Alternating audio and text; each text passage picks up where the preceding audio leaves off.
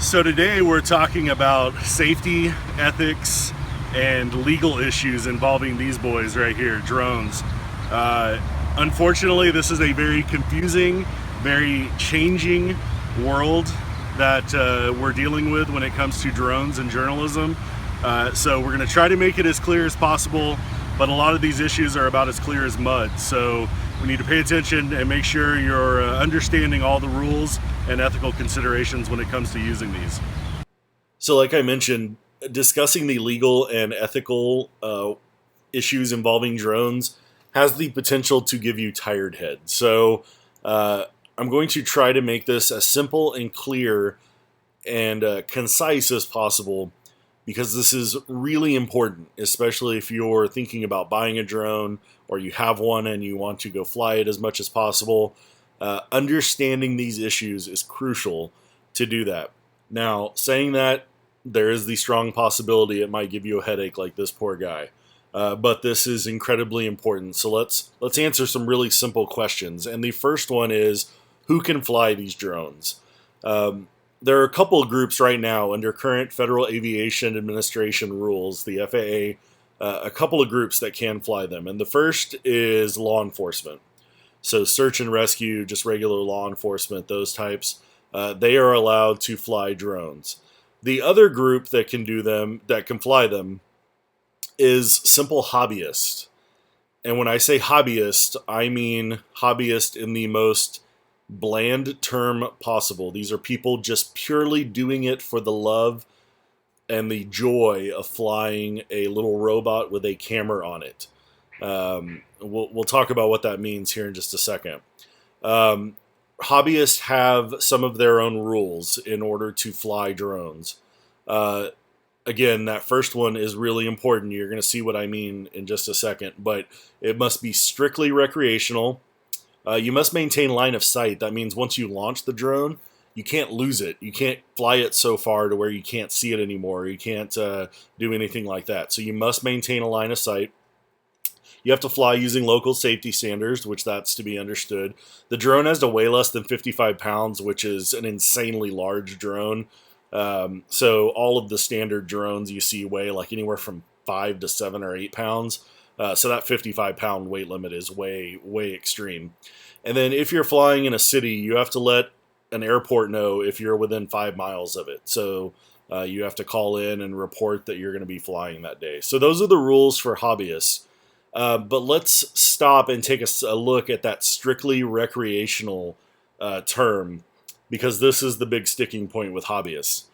What the FAA means by strictly recreational is just that, strictly recreational. So you go out and you shoot this amazing drone footage, and what is your first inclination? You want to share it, right? So you're these guys and you're out at the park, and you're going to launch the drone and shoot some great mountain shots and get the change in the colors. First thing you do as soon as you're done is you go to YouTube and you load that video and you begin to share it with all your friends. The problem is this posting to YouTube takes that video from being strictly recreational to now being a commercial use, because YouTube sells ads and you could potentially make money off of YouTube. So the FAA has gone after people for doing this, for hobbyists. So they had lawsuits, fines, tried to fine people up to $10,000. This happened just a couple of months ago, where somebody went and took video of a beach coastline and posted it to YouTube, and the FAA said no, sent a cease and desist letter and a potential fine notification. So when you see those words strictly recreational, that means you're just flying it to fly it, and you're not putting the video anywhere. You could see where that becomes a problem, right? Because the reason people want to fly these things is for the amazing footage they get. So that's the big thing right there to consider.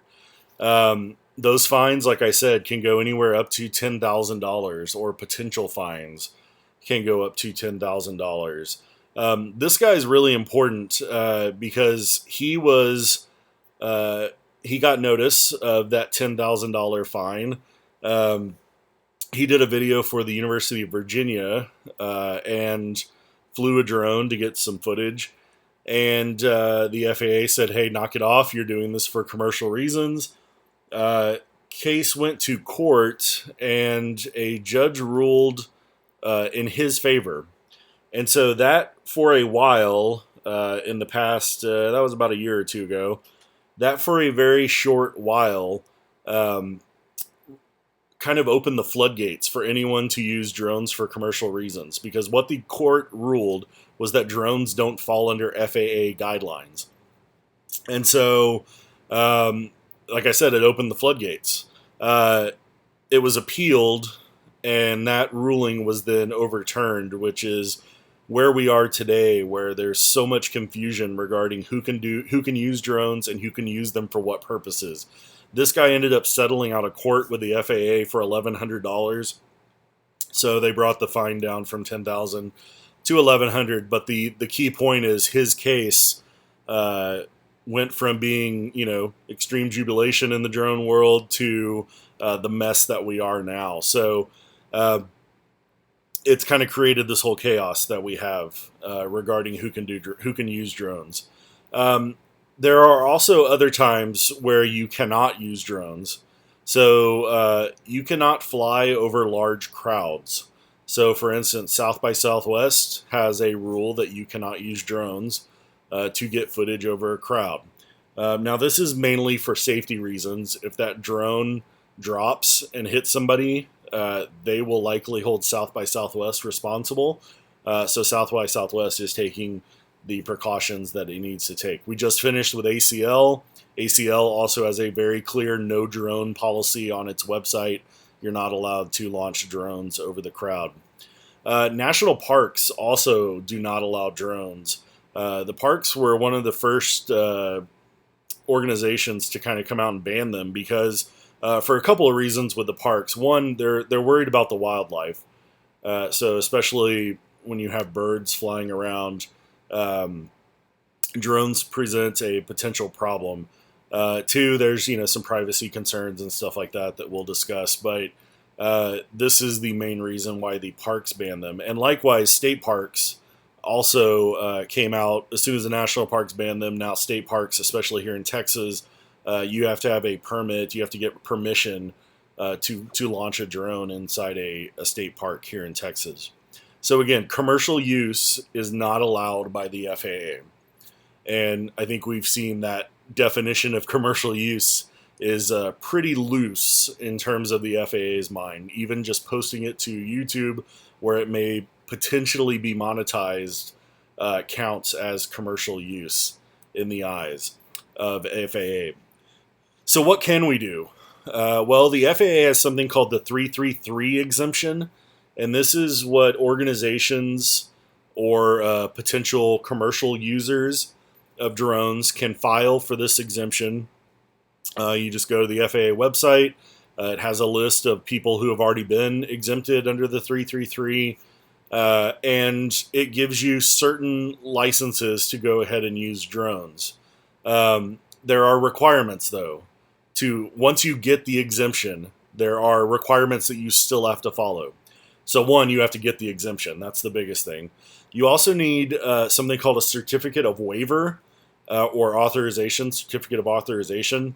When you get the 333 exemption, this also gets you a limited use COA. So that basically says you can fly within this area. So once you get the first requirement there, you get the second one as part of it. 3, you have to register the drone with the FAA, which that's not a big deal. But that fourth one right there is the big sticking point.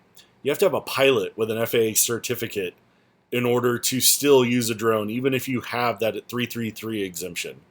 So you can see the problem. Newsrooms are trying to apply for these 333 exemptions, or marketing companies, stuff like that. Most marketing companies do not have a pilot on staff to fly these drones. So there's a big misconception here with the rules regarding this exemption. They think once you get the 333 exemption, you're good to go. Well, that's really the small part of it. The big part of it is, as it stands right now, you still have to have a pilot who will go and fly that drone. So this is why Matt Waite, who we've seen in videos and articles this so far in this short course, he actually went and got his pilot's license so they could resume flying again at the University of Nebraska Drone Journalism Lab. So that's a huge sticking point there. Like I said, not a lot of places have a pilot just kind of sticking around, right? So you might ask yourself, well, why do you have to be a pilot in order to fly one of those? And that's the big question. No one really knows. I will tell you that Matt Waite said that nothing he learned in the cockpit helped him fly a drone. The only thing he learned while doing his pilot training was that it's really hard to see things up in the sky. So he now has that empathy factor that pilots are going through with these drones potentially being in their airspace, because he mentioned that a 737 will fly by and you don't see it until the very last second. So if you're not seeing a jet, you're not going to be seeing these tiny little 5-pound drones that are flying at your plane as well. So let's take a look at how journalists are dealing with these rules, regulations, and ethical concerns. One of the big things that journalists want to use drones for is breaking news, right? You get to this breaking news scene and you launch. Well, that's not the case, because the FAA still has regulations about flying over dense populated areas, and most breaking news happens in populated areas. So also right now the FAA has regulations about giving 24 hours heads up to air traffic control if you're flying in a certain area. So when breaking news happens, you can't call in 24 hours ahead and say, hey, I think breaking news is going to happen tomorrow.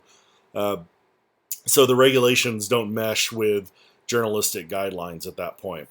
10 news organizations are being allowed to test drones right now, one of them being NBC News. So you've seen some examples from NBC so far. CNN also worked out its own deal to use drones, but they haven't produced much yet, if anything. NBC is really the one that's using it the most, and you get examples like this when Niagara Falls froze over a couple of months ago.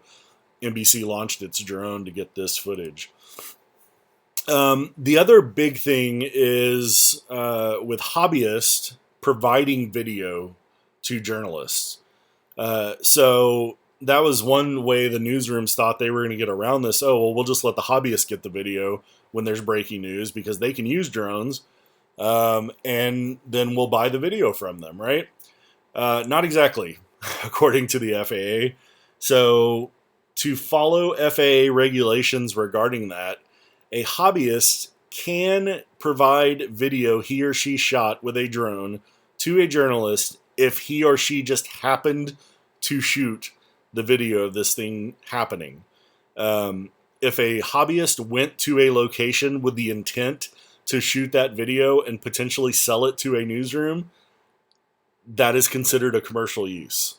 So you might be asking yourself, how in the world would the FAA ever regulate that? I have no idea. And that's part of the whole confusion with this. How can they tell intent?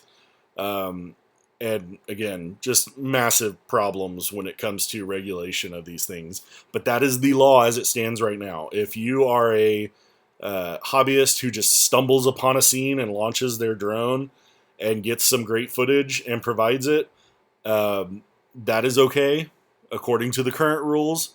But if you went out, if you heard that there was a huge fire down the road and you go out there with the intent, man, I bet I'm going to get some great stuff for the news, that is not allowed. Again, that question mark is probably what's going up over your head as well right now. We have had journalists arrested for using drones irresponsibly. Al Jazeera had some in Paris. They were flying over the Eiffel Tower to get shots and didn't let anybody know. Paris is very worried about terrorist attacks, and the authorities there did not take that very kindly. The good news is change is coming.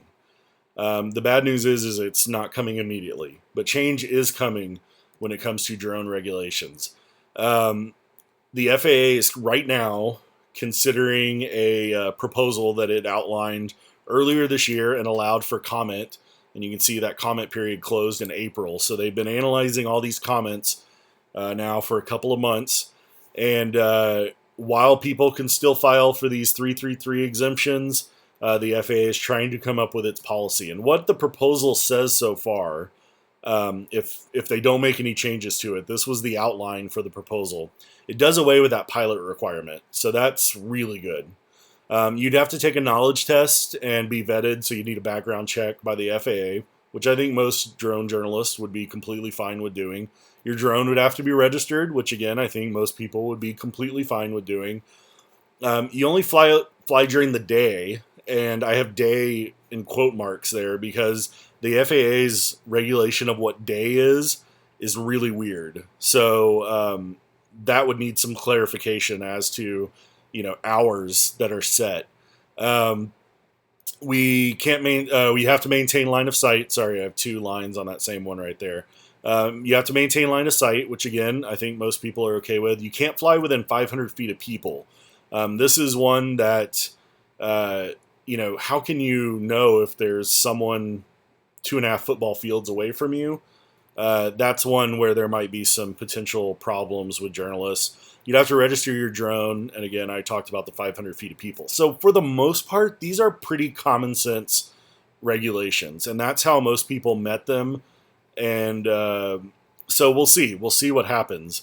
I think most people would be okay with these guidelines for using drones for commercial purposes if it comes to that. Problem is, these aren't going to be ready until late next year or early 2017. Again, according to Matt Waite, he has heard that the Obama administration wants to get these passed before they're gone. So that would mean late 2016. But if something gets held up or something like that, it's not going to be till probably mid-2017. So we still have a while of dealing with this incredibly confusing legal world when it comes to drone use. The good news is the Texas legislature already has this worked out. So it passed a law this past legislative session saying academics can use drones. It outlines other things. It's basically, it got its ducks in a row. So when the FAA finally makes its ruling, Texas already has the law in the books to enforce that, and we're good to go. So for that part, the Texas legislature is ahead of the game when it comes to drone registration. But again, the FAA oversees any state law, so it's got to wait until the FAA gets its stuff in order for those rules to mean anything. So now that we've talked about the legal aspects of this, let's talk about the ethical aspects, because that is one of the key parts when you're talking about flying drones. We have some obvious ethical concerns. There's actually a society called the Professional Society of Drone Journalists that has come up with an ethical guideline, a set of ethics for drone journalists to use. So I'm going to outline these couple of key points that the PSDJ has for its ethical guidelines.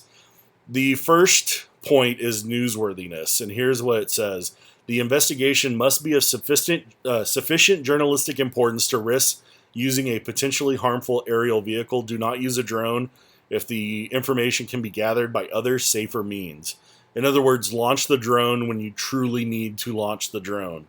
This isn't a toy that you're going to be flying on every single story. It has to be called for in order to use the drone for a story.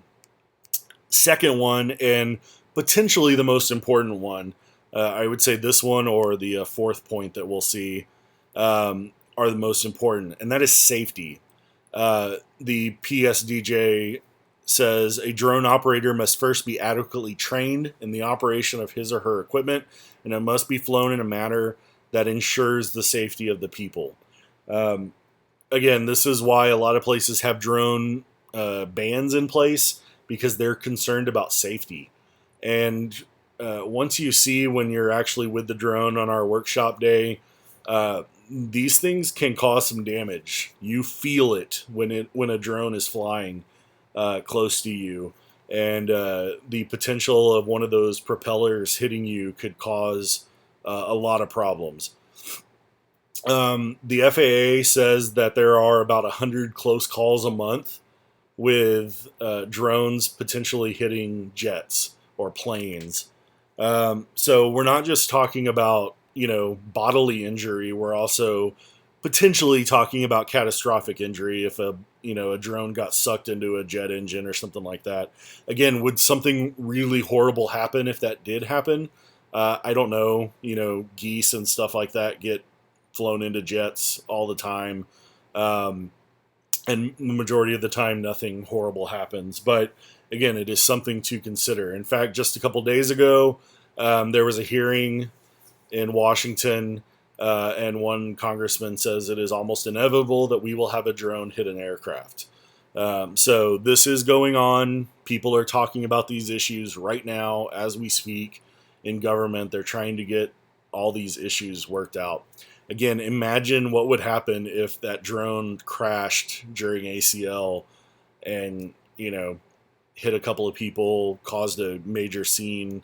It would be bad news. And so this is why right now a lot of these mass crowd instances are banning drone use. And we also have idiots like a couple of months ago who flew his drone into the U.S. Open. Thankfully, the stadium was kind of empty, even though there was a match going on, but he crashed it into the seats. And again, thankfully, no one was hurt, but they found the guy, and they just a couple days ago sentenced him to community service for what he did. So it's really good that nothing worse happened with that, because if the stands would have been full of people, something potentially horrible could have happened.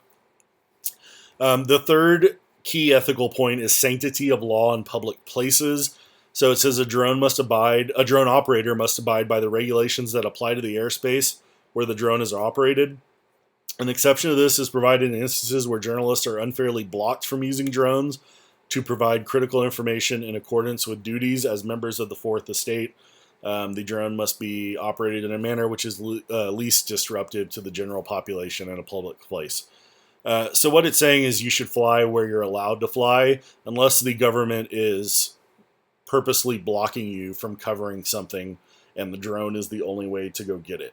So in other words, we need to understand the sanctity and the right place and the right time to fly the drone. And then I mentioned if safety isn't the biggest one, this would be it, and that is privacy. This is probably the biggest ethical concern you've heard about drones. People who are anti-drone usually bring this up right away. Here's what the Professional Society says. The drone must be operated in a fashion that does not needlessly compromise the privacy of non-public figures. If at all possible, record only images of activities in public spaces and censor or redact images of private individuals in private spaces that occur beyond the scope of investigation. So again, it goes back to flying only when needed, shooting video, only the video that you need, and not just randomly flying around. I will say that right now newsrooms have helicopters that fly all the time. Some newsrooms launch their helicopters every single day, and all they do is fly around and shoot video or live shots of stuff that's going on. That is very similar to what a drone would be doing. So some of these privacy concerns don't really hold that much weight with me. The big difference with a drone is you can get so much closer to someone. Helicopters way up in the air, even if it's flying kind of low. A drone can be right there looking in someone's window, something like that. So we just have to be smart. Again, it comes back to not being stupid with these tools, and respecting privacy, respecting the right time, the right place, using it properly when we do. And if journalists do that, I think the public will just begin to recognize these as tools that we use on a regular basis to tell stories just like everything else.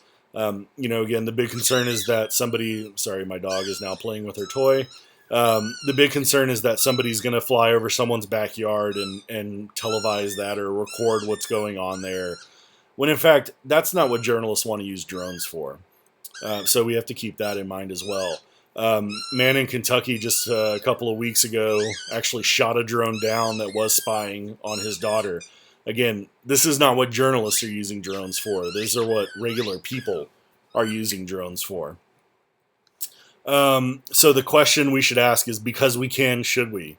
I think that's a good question for journalists to ask on a regular basis, because we can do something. Should we do that?